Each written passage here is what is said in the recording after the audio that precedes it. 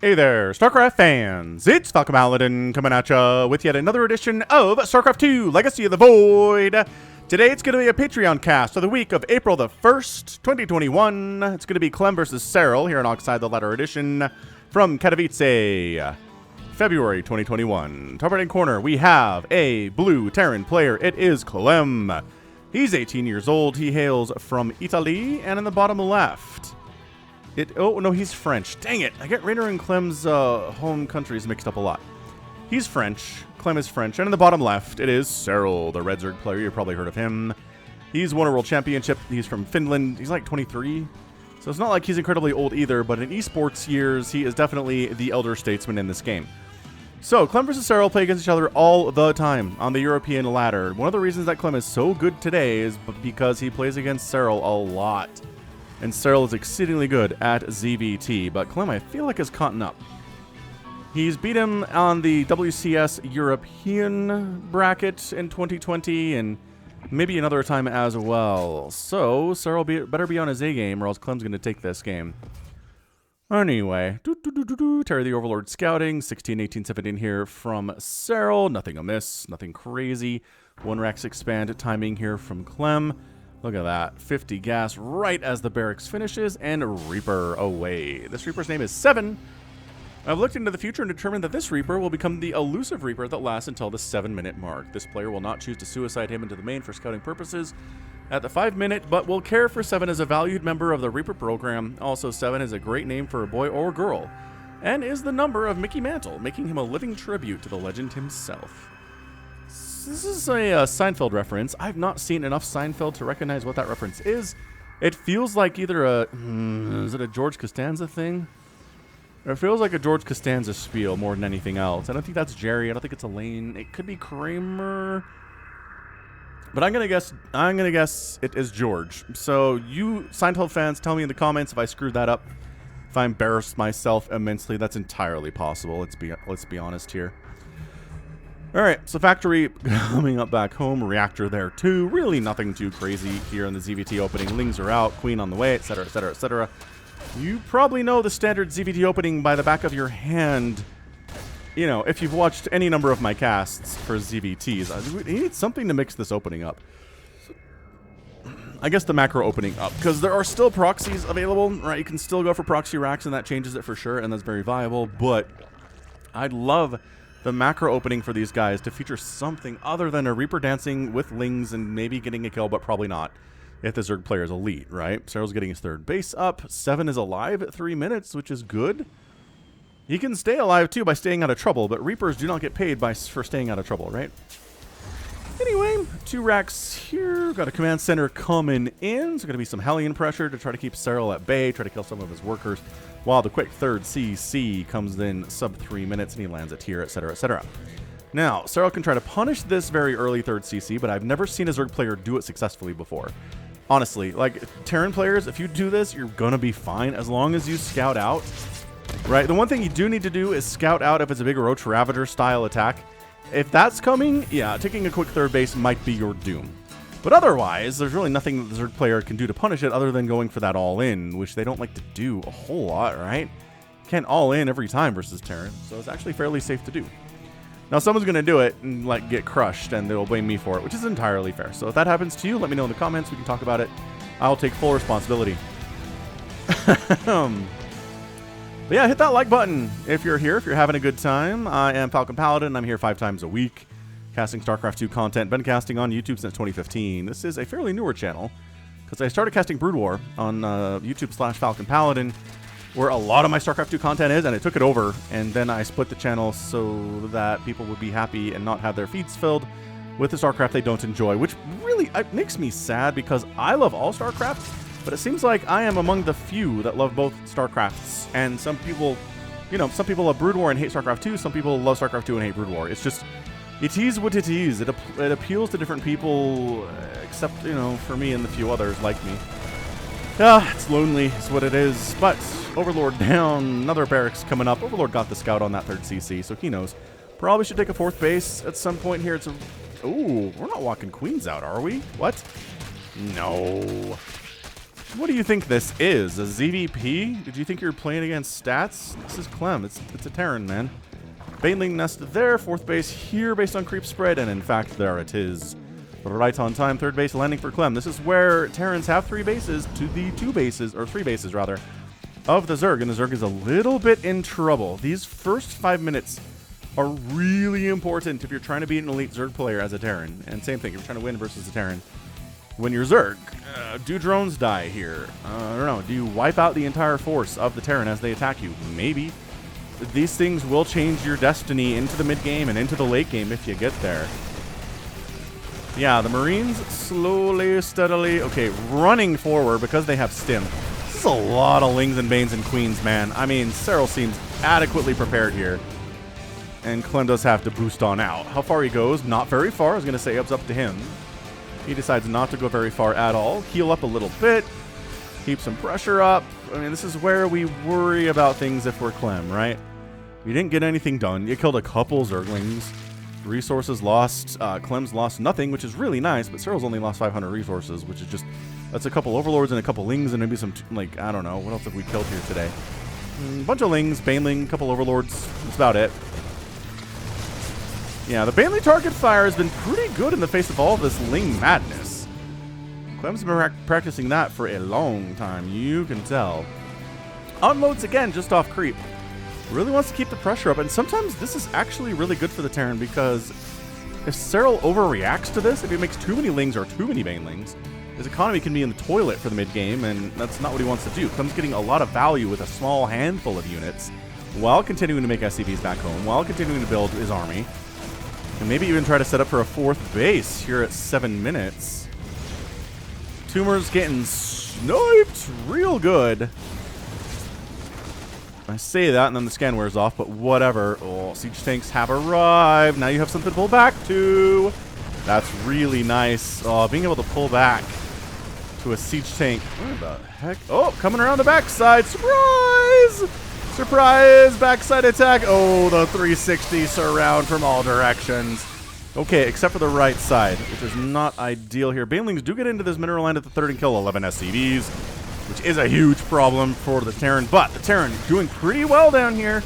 Clem doing all right. The Banelings can't really get too close to this. This is a lot of Marines.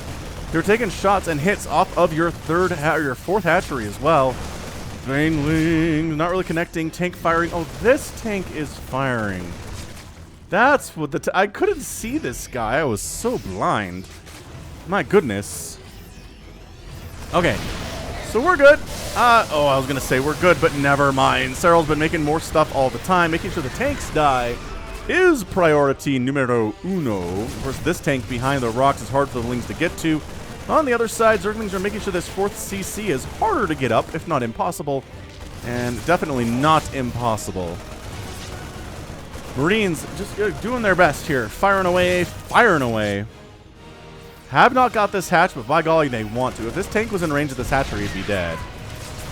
Once again, trying to set up for a bit of a surround here on the top side with the Lings and coming in from both angles. Baneling's making some connections, but is it enough? I don't know. Baneling's getting in here again. Great split on the SCVs, though. These Banelings do manage to get up. They're microing so hard on both sides of the map right now. Makes it hard for a solo caster to catch it all, but I'm trying to catch everything for you here. Dude, when you start seeing Banelings cancel, that is the beginning of the end for a Zerg player if they can't stabilize. This is looking exceptional. There it is. There's your GG. Clem's your winner in game 1 of our sneaky twofer here on our Patreon cast for the week. Dang, Clem doing some awesome stuff there. Look at the resources lost. 3,000 to 9,000 is insane. 157 Lings died, 52 Banelings, 9 Queens got killed. No bases down, but if you kill that much stuff and only lose about 30 Marines and a couple tanks, wow, that was amazing. Oh, our Reaper died, though. Hold on, we need to figure out when the Reaper died real quick here. Was it after 7 minutes or before 7 minutes? It seems to be... Oh, he lived! He lived to 7 minutes! Where is he? Oh! I don't know. I can't see him. Oh, that's where he died, though. Right there is where he died. Hold on. He's not in a dude. Oh, there he is. There's our guy. There's 7. Oh, what? Oh, Lings finished him off at the last second, but he did survive to 7.5 minutes. Nice job, 7.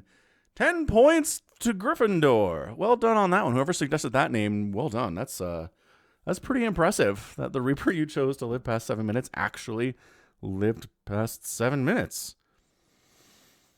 Ay caramba. All right. Well, that was an awesome game number 1. Let's keep this thing moving to game number 2 between these two players. I told you Clem can beat Serral. He's done it before. He has no worries that he can do it again. But can he do it again today? Let's find out.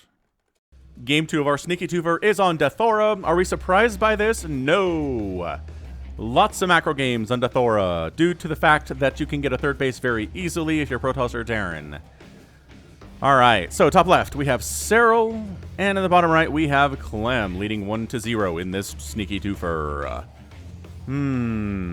So again, what I was talking about is, so this is your natural base, very easy to take as always, and this is your 3rd base. So the Zerg has to come up a ramp to attack you, your enemy has to come up a ramp to attack you, and Terran excels at defending in that situation, right? Up a ramp. So that is why the Thora is a macro map. Ta-da! Anyway. Again, hit that like button if you're enjoying this so far. Serral's looking pretty darn beatable, but I just feel like that's because Clem plays against him a lot.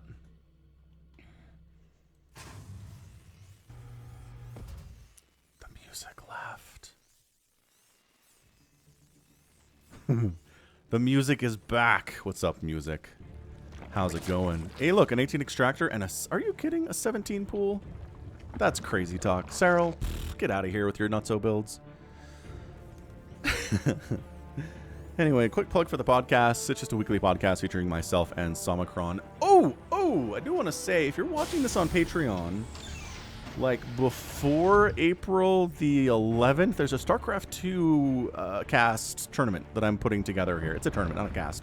I'll be casting it, but the more important thing here is tournament. So there's a $200 prize pool. If you want to throw your hat in the ring, there's a link to it in the description. If there's not a link, let me know and I'll put it in the description. Don't worry about that. But yeah, if you just search Falcon Paladin on Challenge, you'll find the StarCraft 2 April 11th StarCraft 2 tournament. Okay, so check it out. If you want to play, be there. And to be square, I guess, is the general concept. Okay, SCV checks to see. That was definitely a hatch first play. We can send the Reaper out, and sending the Reaper out we have done. Reaper's name is Falcon Paladin StarCraft 2 for real this time channel. Falcon Paladin started off making StarCraft 2 videos, but the popularity of his Brood War casts, he made a second channel that was supposed to be dedicated to his StarCraft 2 content, but it was consumed by Hearthstone replay, so he made a 3rd channel which was consumed by Overwatch. After creating 15 more StarCraft 2 channels, which were taken over by Fortnite, Minecraft, Tetris, and Barbie Horse Princess replays, Falcon Paladin was sent to the Reaper program for algorithm abuse. I like it. That's a good one. Look, man, this is the home of StarCraft 2, alright? It is. It will be forever and ever. Amen. So it's still alive as well, but, you know, Queen's keeping everybody away. Trying to kitty 8 charge that creep tumor. Did hit it, but not really going to be able to kill it, I don't believe. Is Clem going to do anything different here? No, that's that sub 3-minute 3rd.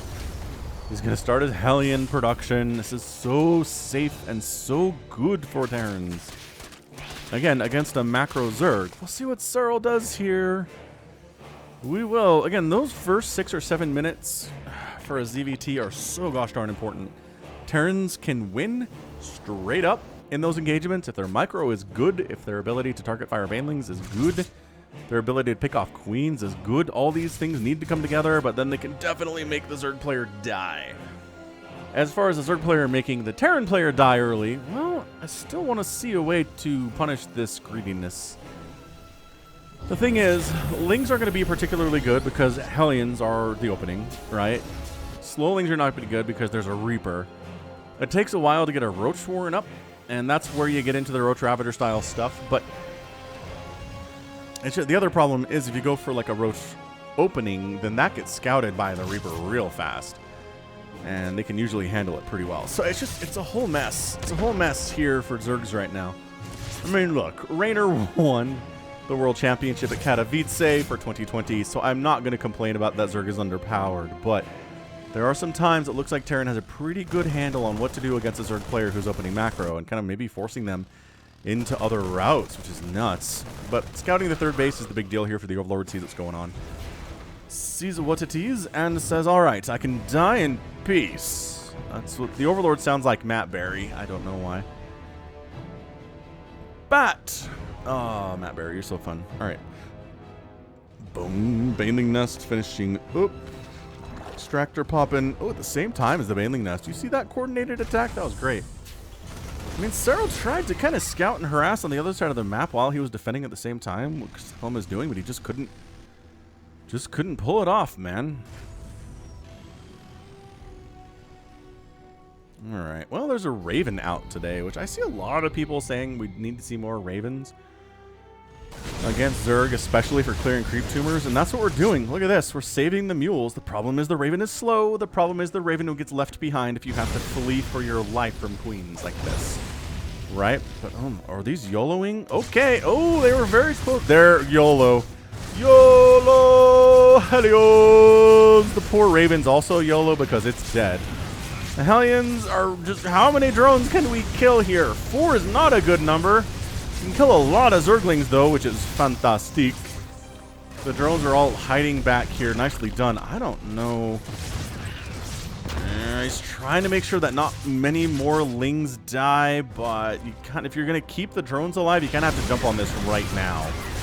And amazing control here from Clem. Like, he kept these YOLO Hellions alive a lot longer than I expected him to. Usually YOLO Hellions go in there and they die in the first 5 seconds, but no, not Clem. Clem is good with it. Did he scout the spire? Hold on. He scouted the spire. Oh, that's huge. That's huge. I'm not sure that Serral knows that Clem knows there's a spire on the way. Alright. Well, I guess you're going to have to start producing Thors and stuff. So no tech lab here on this factory. Not yet, anyway, but we might do a swap-a-rooney for Thor production eventually. You don't have to start making Thors immediately upon recognizing your opponent's going mutas. But yeah, Serral's got to feel pretty good about this. We're 6.5 minutes in. He did a good job killing all of those Hellions. That was beautiful stuff. Serral's actually double expanding. He feels so good about that. If you YOLO Hellions in and kill 5 drones, you probably did not get the worth out of that attack that you wanted to. 4th base on the way here from Clem. 7 mutas in production. We got 8 banelings on the way too for a total of 15. I'm just doing basic math in my head. Don't mind me, I'm a professional.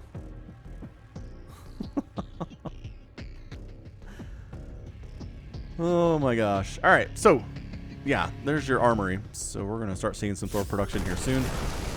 Marines threatening. Centrifugal Hooks is almost done, but we saw Clem beat Serral when Centrifugal Hooks was done. With the force just like this. He doesn't have a tank today. The queens are helping each other stay alive with some really nice transfuses, and yeah, it was just, you know, took some damage down, maybe kill some creep. I'm going to try to kill an Overlord here off creep too, because the queens can't save ya. Mutalisks are here though.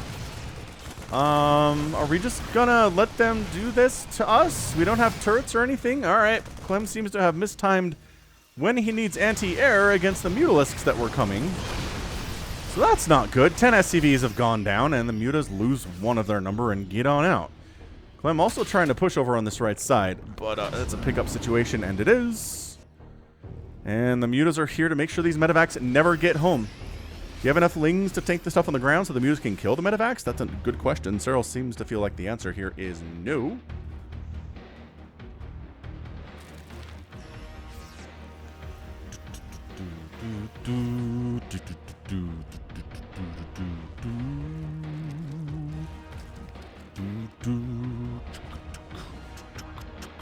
Yeah, this is Lingbane Muta all the way across the sky. Serral is one of those players. I trust him with Mutalisks. He keeps them alive for the most part. I say that as he flies over a bunch of Marines with his Mutalisks. With his medevacs. Come on, Breen. Did he lose this? Oh, he did lose this. I missed that part of this equation. It makes sense, though. It wasn't connected by creep. So we get... Man, Clem snipes it again. What a boss this kid is. He's 18. He's barely an adult in America. Oh, maybe overextending on creep a little bit there. No, good hits. Reducing this Baneling count is really, really important at the moment. He's holding steady, so many banelings are coming in. The mutas have made sure that this fourth base is a complete dumpster fire, though. Oh gosh, man, that is so... Mutas die so quickly. Okay, that was a big explosion of banelings. I don't know. That's 12 kills on that one Widow Mine. That's pretty good. This Widow Mine has 2, and this base is still denied. All right, so what have we done here? We've killed 15 SCVs and lost 5 drones. And this is, again, Thora, such a good macro game map. It really is. Finally, an Overseer shows up and the Widow Mines get picked out of the ground. But yeah, if you're fighting against Mutalisks and don't have Widow Mines, I'm going to say, what are you doing, Paul? Look at these Marines. Was that 2 banelings for 2 Marines? That does not seem ample. Alright, so everybody dies here. Medevacs are gone. Nice victory. That's why you make a Spire, so the Medevacs go away. If you don't have a Spire, the Medevac count just keeps increasing, and there's 30 Medevacs before you know it. There's only 5 right now, and a total of 3 have been sniped. We've watched those happen on camera. 10.5 minutes into the game. It's 164 to 170, 170 supply right now. Serral really trying to get that 5th base rolling. It's halfway complete. The mutas get on out of there. 6 mutas have died, but he didn't just lose the whole flock, which is what I appreciate about him for sure. Widow Mine's target fired there. Serral, again, the backing out when you need to back out is such a crucial thing. Oh, that drone was trying to expand out this way. Nope, say the Widow Mines. It's just knowing when to not walk into a meat grinder and die is, kind of a big deal, it turns out. This base is going to die again. Look at this. There's no creep over here, so Clem's able to sneak up on it and just focus fire it down. The Lings are going to try to save it, but there's no banelings here. No Mutalisks here either, and this base is toast. Gosh dang, Clem. You are truly a monster. Very sneaky, too. Hatch down. On the other side, Serral's like, fine, I'm going to baneling bomb your planetary. Ah, that's a Finnish battle cry if I've ever heard one. Ah! Widow Mine. Oh, it got a hit off. Are you kidding right now? Muta's a little bit desperate to make something happen. The banelings at the top side of the map trying to stay alive here too.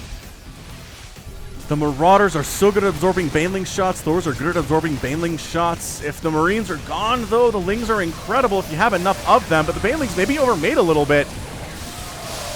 I mean, sure, you wiped it out, but at what cost is the question here. 16,800 resources lost for Serral. It's 11,000 resources lost for Clem. Army supplies 100 to 74. Clem knows what this strategy is. He knows what Ling Bling Muta, how you defeat it, how it works. This is looking like a pretty strong death style push out of Clem. The Thors are really scary. You really can't make Mutas against this. The Lings and the Banes are a hard time trading well against things like the Widow Mines. And the Marauders are just getting hits off. The Mutas cannot really, are going to try, because you sort of have to. Oh, the Abject Chaos. Okay, all right. The Mutas are sacrificing some hits here. Taking some splash damage to make sure the Thors die. Or at least... Man, Clem's micro here is pretty insane. Did he save one? He saved one. What a king. What amazing this kid is. Left side base from Serral is up. 12. That 1 o'clock again is trying to get replanted for the 3rd or the 4th time, it feels like. Lings getting caught accidentally. I don't think Clem anticipated that attack. I just think he happened to be heading this way to try to threaten this base, which he's, might as well keep that show rolling. La la la la. I'm going to casually wander up to another one of your hatches and try to burn it down with my 3-3 Marines here at 13 minutes. And Serral's going to let it happen and just kind of come down here with his Mutas. Don't catch a Widow Mine shot. Don't catch... Ugh, okay. With the Overseer and stacked Mutalisks, you can pick those off pretty darn easily, but then you have to worry about the Thors if you're splash damaging. Oh, this hatch is dead. Widow Mine burrow. Yes. Wow, it's got the drilling claws and everything. Nice pick off by Serral, though. The Mutas are just like, we gotta find some damage here. We're at 14 minutes in. We're down 10, 15 supply to this young Terran player who has beat me so many times before. It's not a good spot. It's not a good spot at all. 23,000 resources lost for Serral. 15,000 lost for Clem.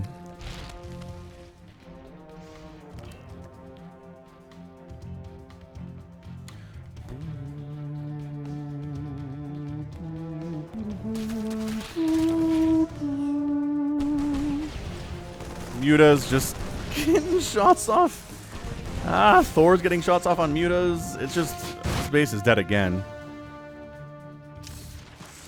He's just setting up Widow Mines as a flank defense in case Serral decides to try and save it. Dude, Clem gonna win this game solely on the fact that Serral never really got a 5th base. 4 bases, sure, why not? Mutas try to come in here. There's just enough turrets to cause them some problems. Plus, they're really, really injured. Clem is maxed out. Obviously, we're going to push in here to the 12 o'clock. Is it enough, though? Muta's trying to engage from the south. Doesn't work out. Bailing's really exploding on nothing more than anything else. And I think, wow, Clem 2-0 Serral in this sneaky twofer. Looking like an absolute boss doing it, too. This dude, I'm telling you, Clem is going to be really, really scary in the future. You know how Raynor won the World Championship for Katowice? Well, I think Clem might have one of those, you know, up his sleeve in the future as well. Amazing. What an absolutely stupidly amazing, amazing 2-game series from Clem. 2-0's this guy. 2-0 Serral. We'll call it a best of 3, and it's a 2-0. That's it, man. I mean, Serral did his best here, but man, the Muta death count, 28. He had 17 at the left in the game, which, you know, not going to do a lot against 3-3 Marines and Thors, especially Thor, sitting there with their no upgrades at all. Wow, I thought they had an upgrade. Never mind. Right. But army supplies double, effectively, for the Terran player right there. That Serral's inability to get a 5th base was everything. It was everything in this game, and it's easier said than done. You know, you just deny the Zerg player's 5th base over and over and over again. What are they going to do about it? Well, yeah, I mean, you can try, but it's easier said than done versus ye old Serral for sure. All right, well, cool stuff. That's going to be it for me today. This has been Falcon Paladin with yet another Patreon cast for StarCraft 2 Legacy of the Void. Go ahead, hit that like button, hit that subscribe if you like what you saw and what you heard today. You can also catch me on Twitter, Facebook, Patreon, and Twitch, all at /Falcon Paladin. And until next time, as always, thank you so much for watching, and you take care of yourself.